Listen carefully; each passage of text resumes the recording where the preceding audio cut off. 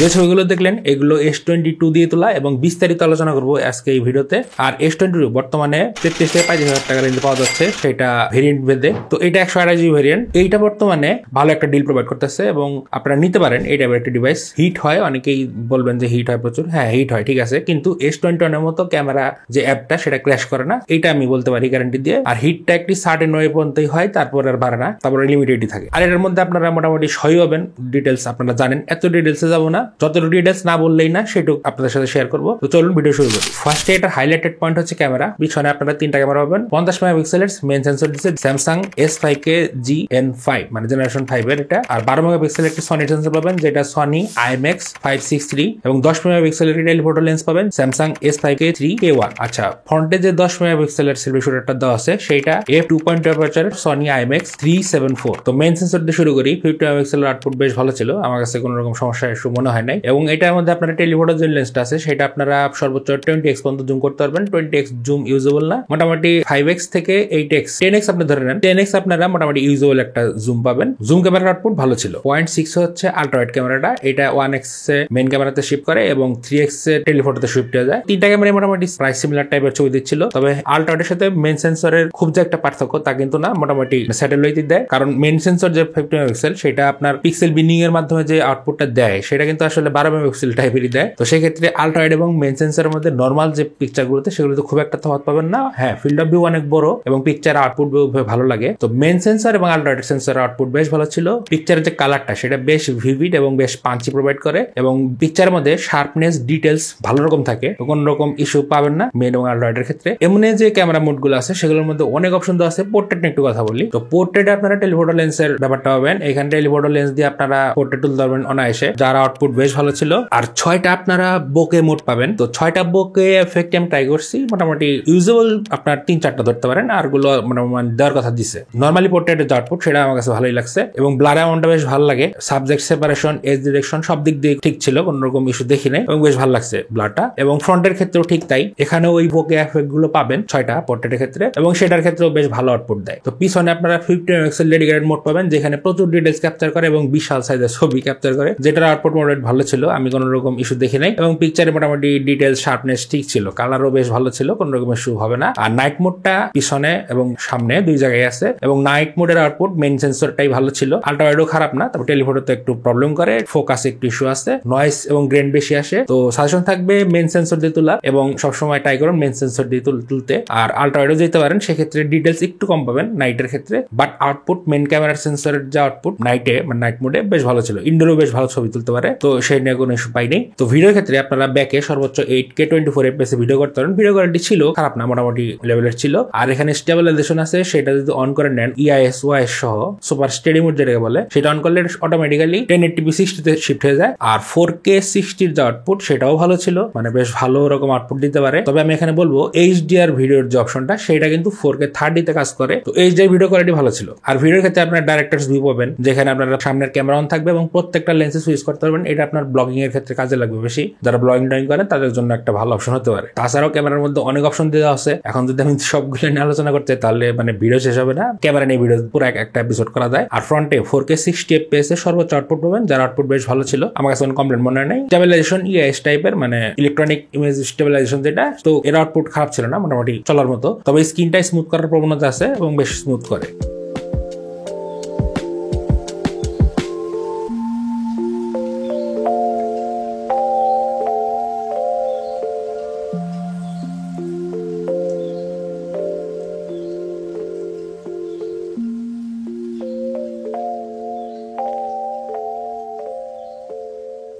তো ফ্রন্টের আউটপুট বলেন ভিডিওতে, সেখানে আমার কাছে খারাপ মনে হয় নাই, ভালোই লাগছে। ব্যাকের যে আউটপুট সেটাও ভালো লাগছে, কোন রকম দেখে নেই। তো ক্যামেরার জন্য এটা মাস্ট রিকমেন্ডেবল একটা সেট। এখন একটা সেটে খালি ক্যামেরা ভালো নিতে হবে না, আরো কিছু ব্যাপার আছে, যেমন ডিসপ্লে আছে, ডিজাইন আছে। তো ডিজাইন আমার কাছে বেশ ভালো লাগছে। এখানে সামনে পিছে Gorilla Glass Victus Plus এর প্রোটেকশন দিছে, এবং এইখানে সাইডের যে অ্যালুমিনিয়াম ফ্রেমটা দিছে সেটা একটু হার্শ টাইপের, কর্নার গুলো হাতে লাগে, তো কভার ইউজ করলে একটা ভালো আউটপুট পাইতে পারেন। তবে হিটিং এ আবার সমস্যা করবে সেটা। আর এর থিকনেস হচ্ছে 7.6 mm, ওয়েট হচ্ছে 167 গ্রাম। তো এই জিনিসটা আমার কাছে খুবই ভালো লাগছে। আমার কাছে হ্যান্ড ফিল বলেন, এটার ওয়েট বলেন, বেশ কম্প্যাক্ট ছিল, হাতে নিয়ে বেশ কমফর্ট ফিল করবেন। যারা ছোট টাইপের সেট পছন্দ করেন তাদের জন্য রিকমেন্ডেবল। আর 6.1 ইঞ্চের একটি 2x 120Hz HDR10 plus AMOLED display use করছে, যেটা ডাইনামিক অ্যামোলেড বলতেছে স্যামসাং, এবং এর কোয়ালিটি বেশ ভালো ছিল, বেশ ভিভিড কালার প্রডিউস করে, এবং কালার মোড দুইটা পাবেন, ভিভিড এবং ন্যাচারাল, এবং ভিভিড এর ক্ষেত্রে আপনারা ওয়ার্ম কুলের অপশন পেয়ে যাবেন। তো এটার মধ্যে আমি ইউএফএ টেস্ট করছি, এটা ডাইনামিক সেহেতু 60 থেকে 120 এর মধ্যে শিফট করে, যখনই আপনারা টাচ করবেন তখন এটা 120 চলে যাবে, আবার যখন অফ থাকবে সেই ক্ষেত্রে 60 FPS চলে আসে। এটার মধ্যে ওয়াইড ওয়াইন এলন দেওয়া আছে, আপনারা ভালোভাবেই ওটিটি যে প্ল্যাটফর্মগুলো আছে নেটফ্লিক্স অথবা অ্যামাজন প্রাইম সেগুলোতে এইচডিআর যে কন্টেন্টগুলো সেগুলো কনজিউম করতে পারবেন সহজেই। আমি ইউটিউব এইচডিআর এর সাপোর্ট চেক করছি, ঠিক আছে, 4K তে ইউটিউবের যে এইচডিআর ভিডিওগুলো সেগুলো প্লে করতে পারে এবং বেশ ভালো ছিল। এর পিক ব্রাইটনেস হচ্ছে 1300 নিটস এসবিএম মোডে। তো আমি মোটামুটি লাক্স মিটার দিয়ে চেক করছি, সেই ক্ষেত্রে এটার পিক ব্রাইটনেস আমি পাইছি এসবিএম মোডে 730 থেকে 36 লাক্সের মতো, যেটা আর কি 730-35 নিটস বলতে পারেন। আউটডোর ভিজিবিলিটি ভালো ছিল, বাইরে খুব একটা ইস্যু হয়নি আমার কাছে, কষ্ট হবে না, ভালোভাবে ভিজিবল ছিল সবকিছু। অলওয়েজ অন ডিসপ্লে অপশন আছে এবং অনেকগুলো আপনারা অপশন পেয়ে যাবেন, থিম দেওয়া আছে সেখানে। তো আপনারা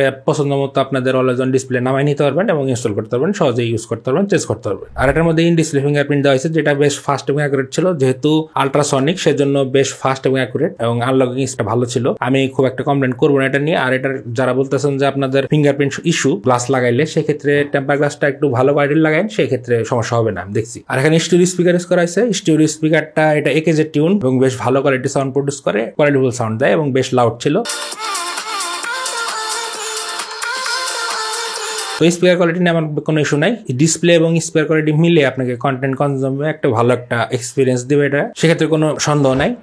পারফরম্যান্স সেকশন এটার মধ্যে দুইটা ভেরিয়েন্ট আছে, এটা এক্সিনোস একটা আসছে, একটা আছে 8 Gen 1 দিয়ে। তবে এটা এক্সিনোস ভেরিয়েন্ট দেখে যে এটার পারফরম্যান্স খারাপ হবে তা কিন্তু না, এটা মোটামুটি ভালো পারফর্ম করে। 4nm5 রিজলিউশন তৈরি, এটা স্যামসাং এর ইন হাউস চিপ এটা বলতে পারেন। আর এটার মধ্যে LPDDR5 RAM ইউজ করা হয়েছে 8GB এবং UFS 3.1 স্টোরেজ ইউজ করা হয়েছে, সেটা আপনারা 128 নেন আর 256GB যেটাই নেন। তো আমারটা 128GB, আর এটার কালারটা হচ্ছে বোরা পার্পল। তো S22 তে আমি কিছু বেঞ্চমার্কিং অ্যাপ রান করছি, তার মধ্যে ফার্স্টে আন্তর্জ চেক করছি, যেটার স্কোর প্রায় 10 লাখের মতো। তো এটা নিয়ে কোনো দেখি নাই, স্কোর বেশ ভালো, এবং টেম্পারেচার কমে 38 থেকে 39 এরকম ছিল। তারপর একটা রিড রাইট স্পিড চেক করলাম, রিড স্পিড মোটামুটি 521 MB/s পাইছি, রাইট স্পিড 293 MB/s পাইছি, যেটা একটু কম মনে হয়েছে। সিপিইউ থ্রটল টেস্ট করলাম, সিপিইউ থ্রটল টেস্ট এটা ভালো রকম থ্রটলই করে, এভারেজে এটা 66% থেকে থ্রটল শুরু করে, এবং এটার যে এভারেজ জিপ স্কোর সেটা হচ্ছে 2,08,329, আর এটা টেম্পারেচার মোটামুটি 38 থেকে 39 এর মধ্যে যায়। তারপর Geekbench 6 ট্রাই করছি, Geekbench 6 এটার স্কোর মোটামুটি সিঙ্গেল করেছিল 1143, মাল্টি করে স্কোর ছিল 2941। তো Geekbench 6 সিপিইউ থ্রটল এবং আন্তর্জাতিক স্কোর যেটা চেক করলাম, সেই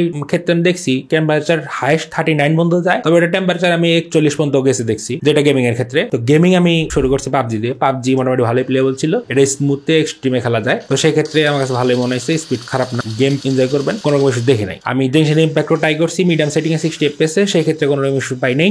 গেম বেশ প্লেয়েবল ছিল এবং বেশ ভালোভাবে প্লে করা যাচ্ছিল, কোনো রকম ইস্যু পাবেন না। তবে হিটটা একটু বেশি হয়, এই ক্ষেত্রে আমি দেখলাম 42 ডিগ্রি পর্যন্ত হিট চলে হয়ে গেছে। তারপরে ট্রাই করছি আমি সিওডিও প্লেয়েবল ছিল, বেশ ভালো সেটিং, মিডিয়াম সেটিং এ ভালোভাবে খেলা গেছে, কোনো রকম ইস্যু পাইনি, এবং গেম বেশ এনজয়েবল ছিল। অ্যাসপাল 9 ট্রাই করছি, যেটাও মানে হালকা টাইপের গেম, এটার কাছে হালকাই আপনারা অনেকে বলতে পারেন, তবে এটার কাছে কোনো রকম ইস্যু না। তো অ্যাসপাল 9 ভালোভাবে প্লেয়েবল ছিল, কোনো রকম ইস্যু দেখি নাই, এবং বেশ মজা বেশি প্লে করে, এবং গেমিং এক্সপিরিয়েন্স আমার ভালো লাগছে। এখন আসি মেন কথা এটার ব্যাটারি নিয়ে। এটার মধ্যে ব্যাটারি দিচ্ছে 3700 mAh এবং এর আউটপুট আমি এসওডি মানে বলতে পারেন টোটাল 3 ঘন্টার মতো, 2.5 থেকে 3 ঘন্টা হেভি ইউজেজে। তো সেই ক্ষেত্রে আমার দিন শেষে চার্জ করতে হয়, মানে দিনে 2 বার চার্জ করতে হয়।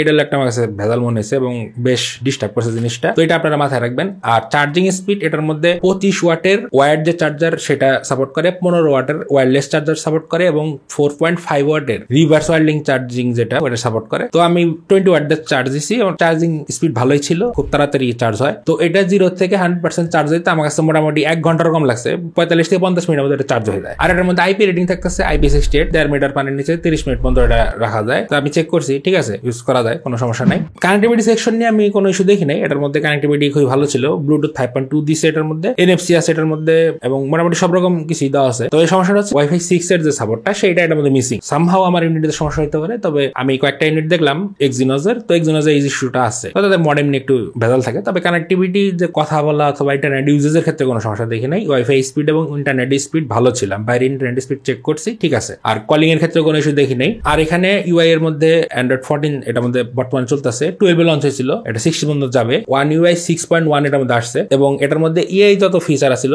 24 এর যে ফিচার গুলো মোটামুটি সবই পাবেন। তার মধ্যে কিছু আমি উল্লেখ করে দেই, যেমন ছবি বড় করা, ছোট করা, রিসাইজ, অবজেক্ট কে রিমুভ, অবজেক্ট কে বড় করে দেওয়া, সবকিছু ভালোভাবে কাজ করে। সার্কিট টু সার্চ পাবেন এআই ফিচারের মধ্যে, এটা দিছে, ঠিক আছে, ভালোভাবে কাজ করে। কলের মধ্যে অন্য কোনো ল্যাঙ্গুয়েজের কল আপনার কাছে আসলে সেটা আপনারা লাইভ এটারে ট্রান্সলেট করে দেয় আপনাকে, সেক্ষেত্রে এটা খুব ভালো কাজ করে। তবে বাংলার অপশনটা নাই, এটা একটু খারাপ লাগলো। তো এটা লাইভ ট্রান্সলেট আছে। আপনারা কোনো ওয়েবসাইটে সামারি যদি চান এটাতে, তো এর যে নিজস্ব ব্রাউজার আছে স্যামসাং এর, সেই গ্যালাক্সি ব্রাউজার থেকে এটা কোনো ওয়েবসাইটের মানে কোনো আর্টিকেলের সামারি ওয়াইজ আপনাকে দিতে পারে। তো এই জিনিসটা আছে। আবার টাইপিং এর ক্ষেত্রে যেটা দেখবেন, অথবা আপনার ইমেল যখন রাইটিং করবেন, ইমেলটা নর্মালি একটা লিখলেন, গ্রামারিং মিস্টেক হইলো, তো সেটা আপনারা চেক করতে পারবেন এই ম্যাজিক কিবোর্ডের মাধ্যমে। তো এই 5-6টা ফিচার মানে দিছে, ভালোভাবে কাজ করে। তো এই মোটামুটি সবকিছুই তারা দিছে। এই সব ফিচার S24 যেগুলো ছিল S22 তেও সেগুলো দিচ্ছে। তো হ্যাঁ, এটার মধ্যে সবই মোটামুটি ভালো লাগছে, প্রাইসটাও ঠিক আছে 33 থেকে 35 এর মধ্যে। তো এখন সমস্যা দুইটা আমার কাছে মনে হয়েছে মেনলি, একটা হচ্ছে ব্যাটারি আর একটা হচ্ছে ডিসপ্লে। এখন ডিসপ্লেটা এখন মধ্যে ঠিক আছে,